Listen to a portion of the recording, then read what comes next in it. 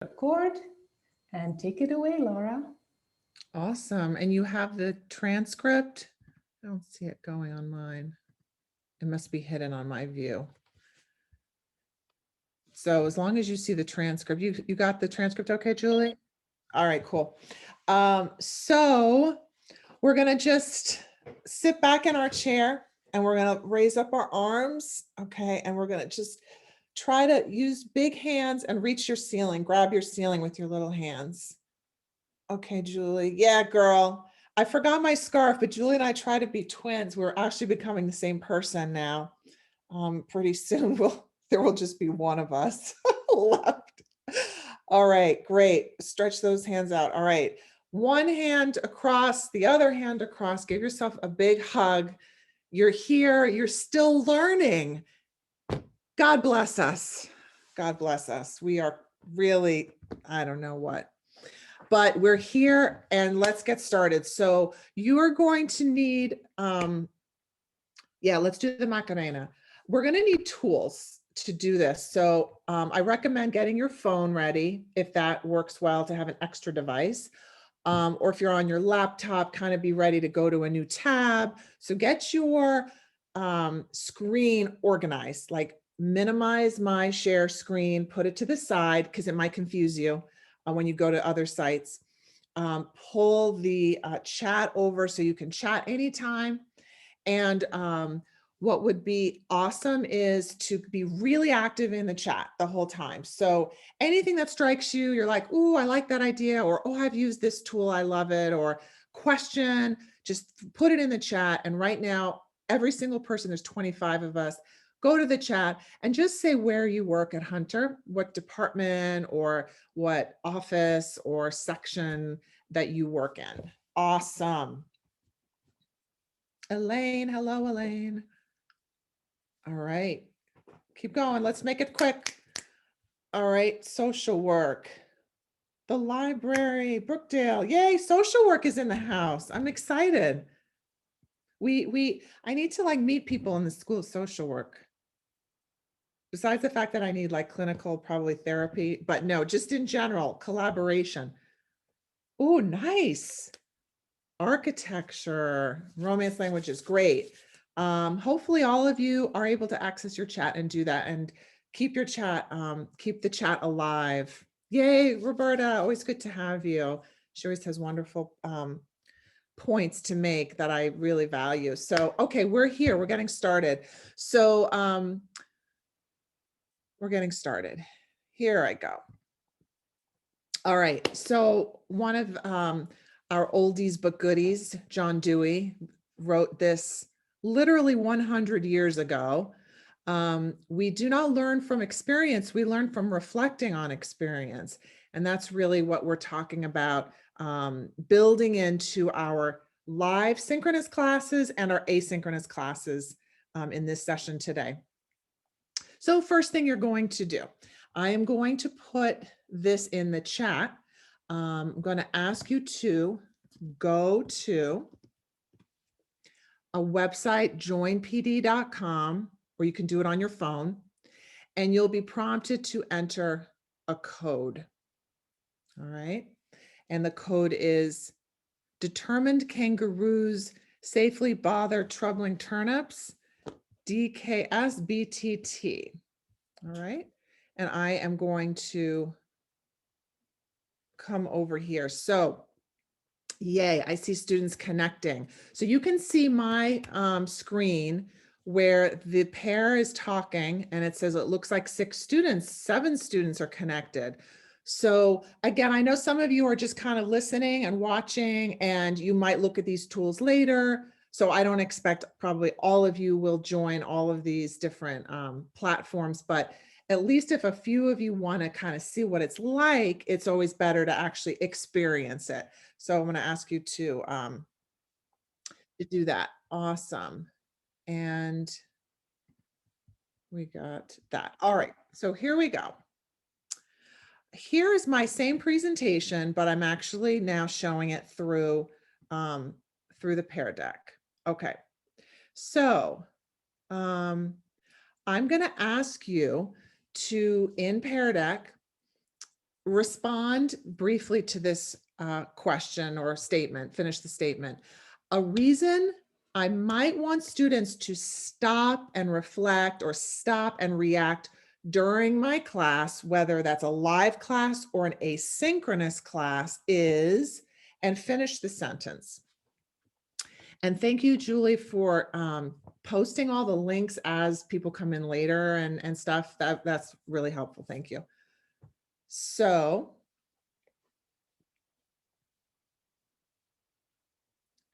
all right. So I can see on my side, I've got about 14 responses, 16, they're going up. But what's nice with this particular tool called Pear Deck is I don't have to show them all on my shared screen. We're live right now. And maybe I don't want other people to kind of copy other people's ideas or answers. I just want everyone to be unique and doing it on their own before I show it. I also can use this tool asynchronously, so I can just watch people's responses whenever they get posted. But in this case, since we're live together, I'm going to go down to the bottom of my screen where it says show responses, and I'm actually going to take a look at them. So here I can kind of scroll through and take a look at some of your ideas to keep the students engaged, involved in the learning. Because I talk too much and too fast. That's definitely me. So they can just digest what they've heard, apply their ideas, increase their participation. Sometimes people need a moment to process, keep them awake. So they can reformulate the concepts to find out if they're learning the materials, to know they're alive, that they're actually there and following along. I love to make certain they are awake. I'm with you guys. I'm with you guys. Thank you. And find out things about each other. All of those are great. So I'm going to hide the responses now. Okay. So I'm going to come back over here. I'm going to just basically say back the ideas that you just generated, but I noticed it's always helpful, I think, to not just quickly go into the tools, but just stop and remember in terms of really strong teaching practices, why we're doing these tools, why we're doing what we're doing. So there's a really nice article that I've linked here about why it's important to stop and reflect. And I kind of just put it onto two sides. One is from the instructor side. So you've just written some of these things. As an instructor, it helps me when I stop. I do have these kind of stop and interact, stop and reflect, stop and react moments. Helps me assess student understanding.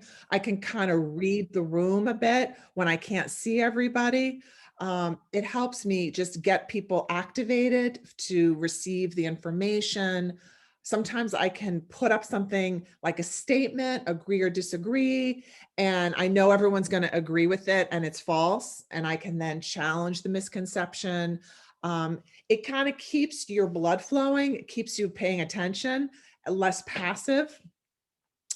For me, it helps ensure that when it's a key moment, a key material, that I make sure that students have a chance to interact with it. On the student side, it helps me be really active in my learning.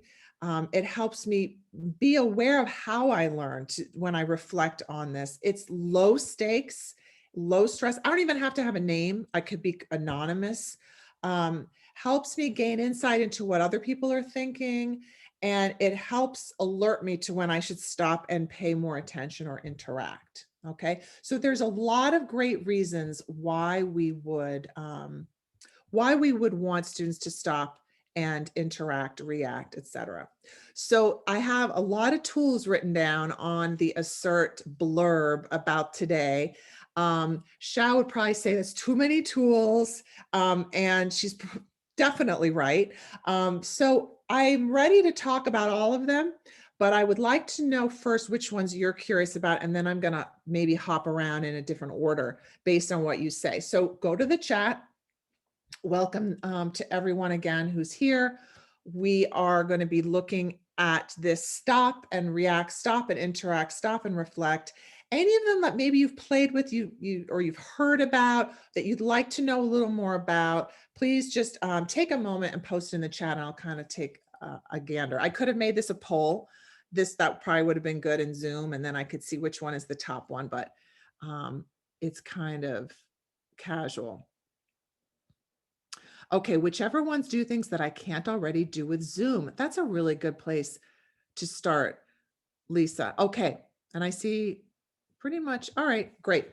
So remember I just said this particular question, like which one do we want to work on right now? I could build a poll into Zoom. I don't need any other tool for that, right? But the activity you just did, where you completed your statement, you gave me an open-ended response, we can't do that in Zoom because it only accepts, poll, yes, no type questions or multiple choice questions. They're all closed-ended. I can't just do open-ended. Now I can do a chat. I could use chat this way like I am right now. But as you know, depending on the length of response you're looking at or how many students you have in the class, the chat can kind of be overwhelming. There's only about 30 of you, so I can kind of scroll here. But when I want to be able to manage larger groups, or I have different types of interactive items, then the chat may not always work. Also, what Lisa is bringing up is so good, because also when I leave the Zoom, yes, I can download my chat. I'm sure many of you see it, and it's a TXT file, and it's really crap to read. So it's a little hard to look up, let's say Jack. What did Jack do and say in the class? I'd have to like scroll through the entire thing looking for Jack and see what he said. Whereas these other tools are going to be able to generate reports on particular students. That's helpful.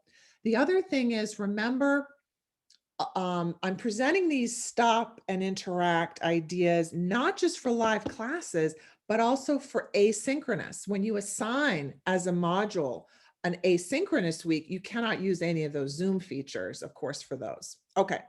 I'm going to start with Play Pause It, I think, because I see a lot of Play Pause It.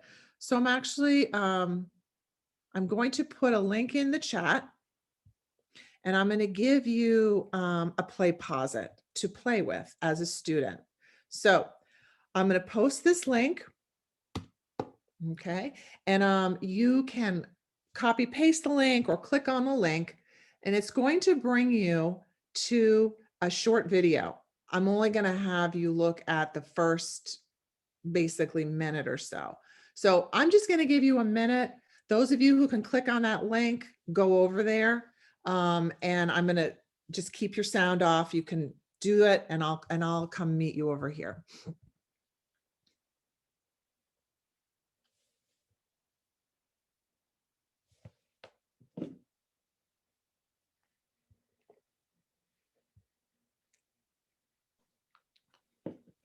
And if you're like, what is going on?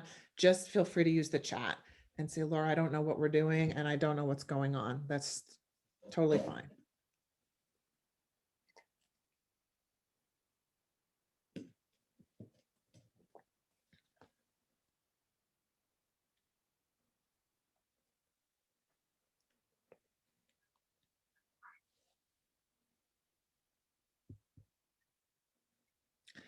Julie, I'm going to have you be my feedback person. Are you able to click on that link, and are you kind of seeing what is on my screen share? Should I move on? Okay. Yeah. All right. So why don't you stop what you're doing on your own Play Pause It and just come back to our shared screen here, if you aren't already on the shared screen. So basically, the way Play Pause It works, you could use this during a live class, but it makes more sense to use this as an assignment for asynchronous work. And there are a lot of different things you can do with it. It basically takes in, it could be a PowerPoint presentation, it could be a short video, and you put what they call bulbs, basically little stopping points at any time you want. This is the student view. This is what you just saw. So I can play a video. I can post questions at any point inside the video. So where this bulb is on the timeline, it's going to stop the video, and students will not be able to proceed past that point until they answer a question or respond at that moment. And there's a few settings you can put with it. Just for a second.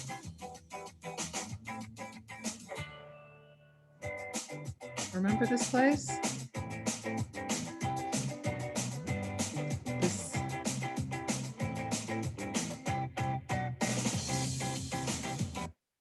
Okay. So this stops and asks you a question. Is there anything here making you smile? Okay. Yes, I am chuckling right now. No, I am not smiling. I got a big kick out of our state of the art lecture hall. Okay, don't, that's being recorded. I don't share that with anybody. Okay. So what happens is okay, great, the hot dog guy. So you can put in any kind of material and create these stop and interact points. So if I come back to, whoops, let me come back to my Play Closet. Okay. So the way it looks on my side, there's a few ways that you can set it up.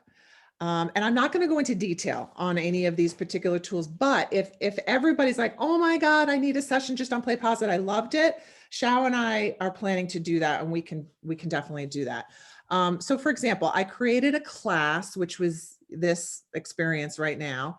I just put in this one particular video, and I set it so that it was open. You didn't have to log in to participate in it. But if you have classes, obviously you would use, let's say, a Hunter email or whatever, and set it up. So I don't think I'll go through exactly how to do it unless we have extra time, but essentially it's really, really an easy process. You add a new one, and once you click add, you can upload a video.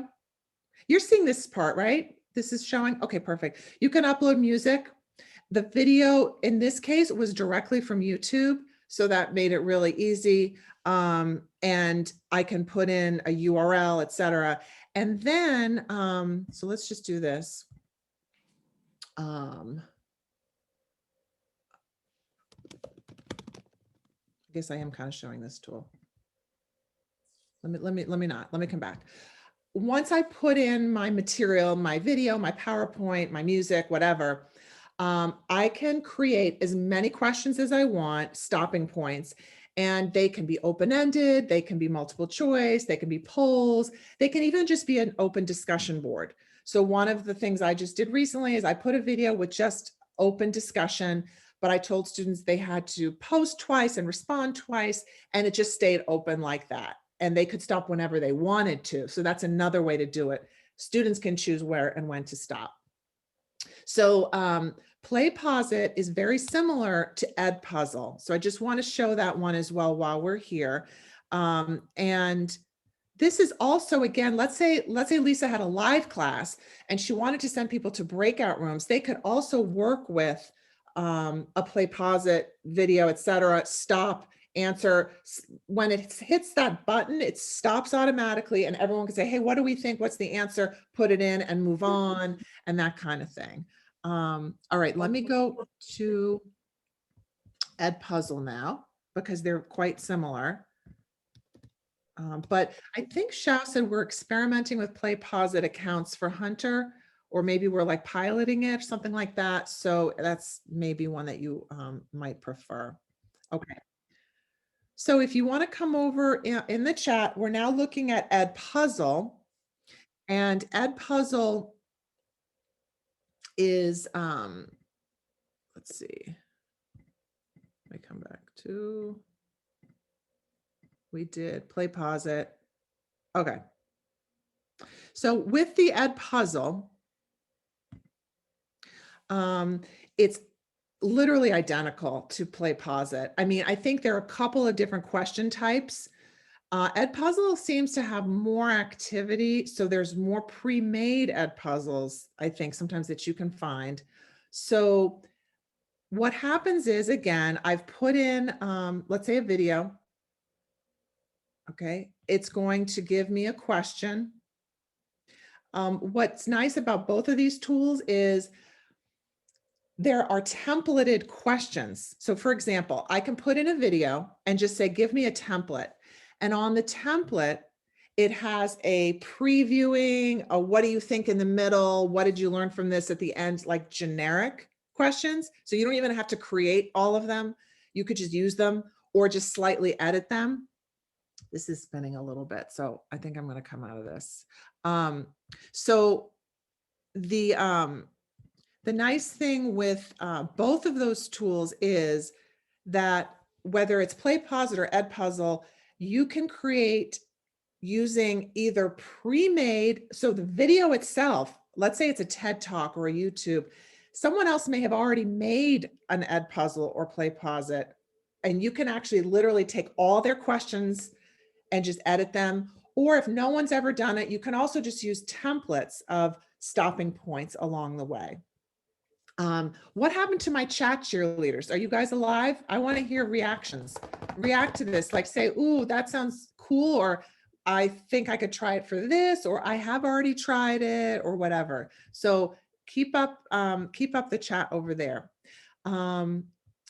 It embeds great, and you can use, I would recommend trying it with a short video because you can make students rewind and replay or allow that, and it encourages rewind, replay. So I would not put this on like a 40-minute thing because that's just like really long to pay that much attention to it. Free. I only show free stuff. Peeps.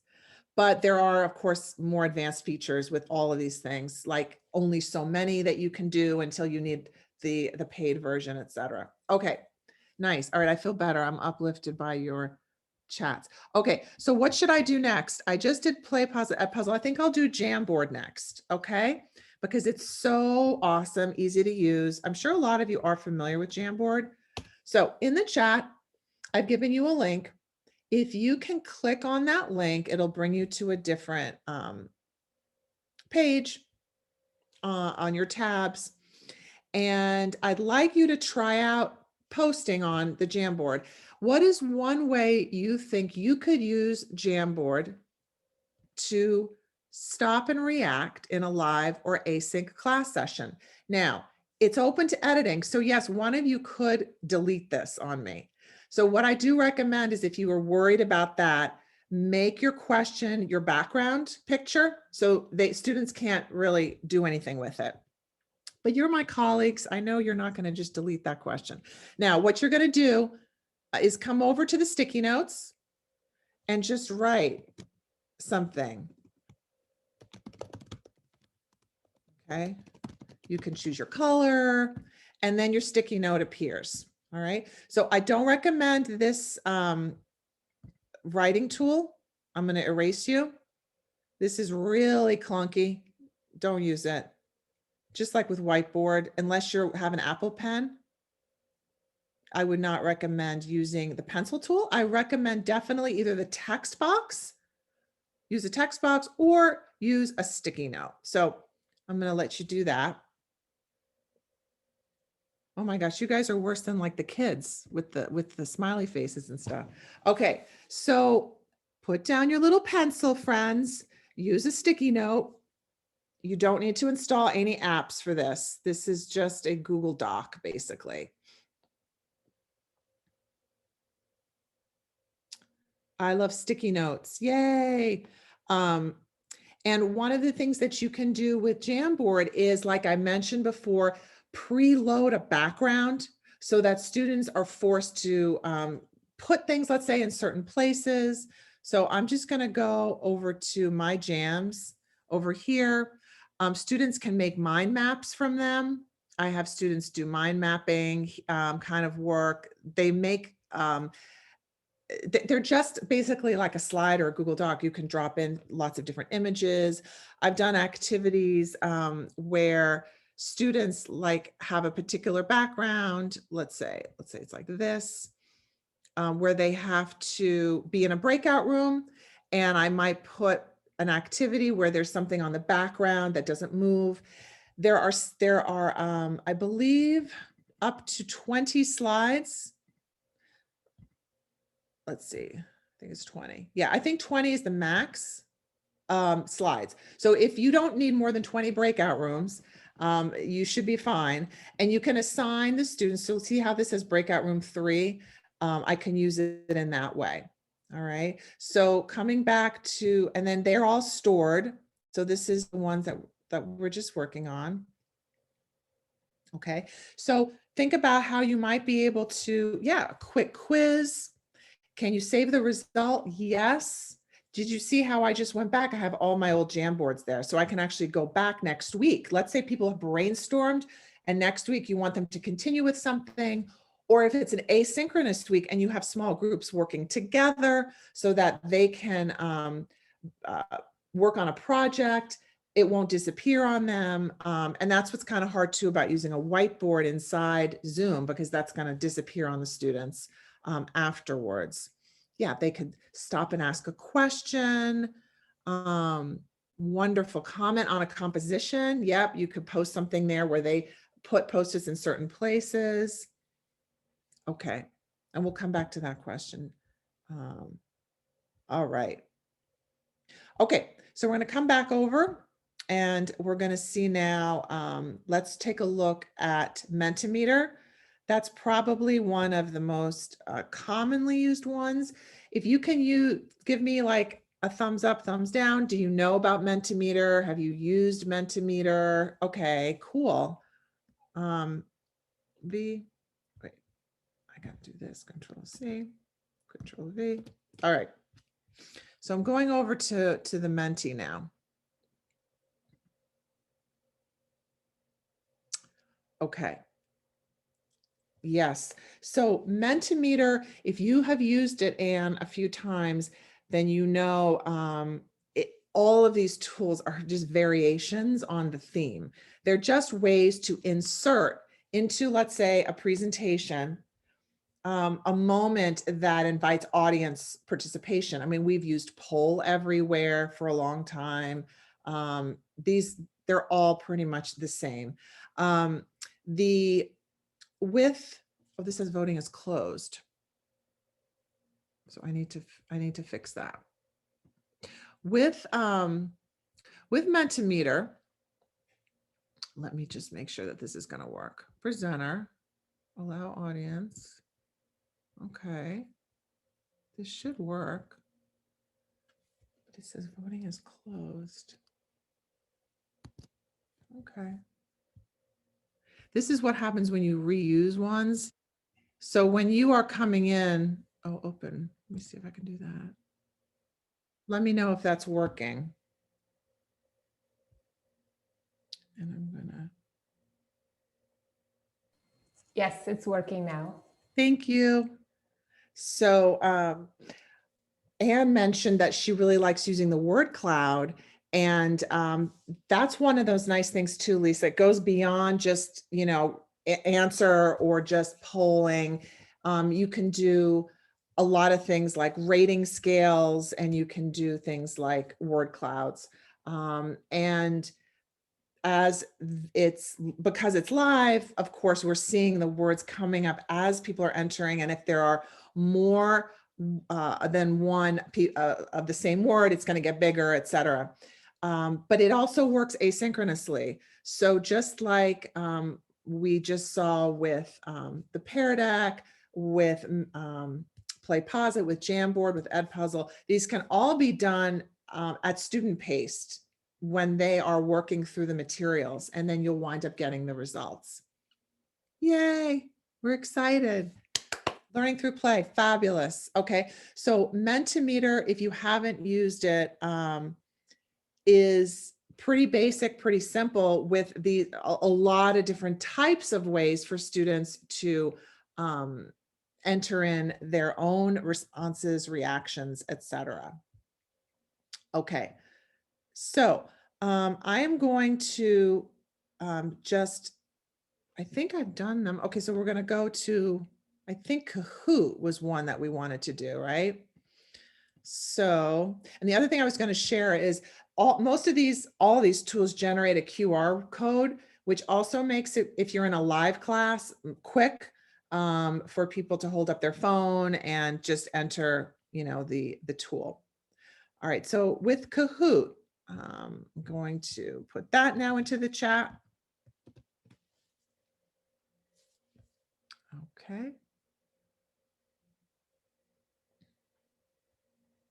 And the main thing is just to feel confident that these tools work really all the same way. They're all basically using a slide where you're going to overlay some interactive element.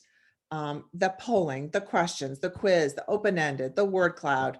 And so you can interpose, whatever the word is, you can put in those moments wherever you want in a slide deck that you're presenting live or a slide deck that you are sending to students. The Kahoot is a little more, has more of like feeling like of a game show. And you can set the amount of time people have. This is 30 seconds to answer. So you can quickly click on what you think the answer is. And you can then have a little bit of like competition if that is fun, or you can do this with small groups together, or people can work through these individually. Okay, there's just a few seconds left, so I'll just let Kahoot do its thing. These can be set as, again, asynchronous with times, okay? So you can see, gee, some of you got that wrong. This is absolutely outrageous. All right. So obviously that feedback piece, we talk about delayed feedback and immediate. So right now, the fact that you now know Thomas Hunter Hall is the oldest building at Hunter is going to, it's a great moment for you to receive that input, because you have literally just given your own idea and now you're getting the feedback. And that's what's nice about, again, let's say you're not going to meet students that week and you've set up something where you want them to interact. You can do this also self-paced. You can set the amount of time they're allowed to have, they enter, and they're going to get the right answer. And they can't proceed and just like click forward and find out the answer. That's another kind of element of it. All right, we don't want to hear about any problems. Okay, Keith, no problems, only positivity. Okay, just kidding. So Kahoot, very similar to these other tools. I'm just going to come back to Pear Deck because I do think it has a number of extra features that might be nice. So I'm going to, a lot of you were in Pear Deck before, some of you may have just joined. So I'm just going to pop that back into the chat. It's the same session. What's interesting about Pear Deck is if you do use slides like Google Slides, you can essentially add in your Pear Deck elements right in Google Slides. You don't even have to go over to Pear Deck. It's an add-on. You open the add-on and you just drag over an interactive element at any point you want in your slide deck. And then you can proceed. So here you're dragging the, putting yourself where you believe you are. Okay, so I can show those responses or not. So we can see where people are, okay? And the dragging is another really nice feature that some of these tools have. It's makes like endless possibilities. You could have maps there where people drag markers. You can have people sort ideas into different categories. If you had a sentence in German, do you think it's correct or not? You can have people rate, you can have people circle what part of the sentence they feel needs to be changed. I mean, and once you pick one of these tools, it's not that you have to use all of them. They all pretty much do similar things. Okay, I'm going to go to another dragging one from Pear Deck. Do you think you would try the tool? This is just, again, I could have an opinion here, a statement. I can put in or change any of these pictures, but the Pear Deck has a lot of the pre-made slides. So you don't actually always have to create everything yourself, but it's easy to switch out if you want to. Let me show those responses. Okay. Yay. Okay. I told you you had to be positive. I'm just joking. We don't have to be positive all the time. It's not healthy to be positive all the time. So we're going to look at questions and concerns and, challenges now in our last few minutes together. So we looked at a few of these different tools, and maybe some of you like a little familiar with, some were new. Let's open it up for a few questions, brainstorms, ideas, anything you want to share in the next few minutes together. So I'm going to open it up. Just raise your hand, either your virtual hand, or you can just unmute and shout out. We can all speak at the same time, and that's cool too.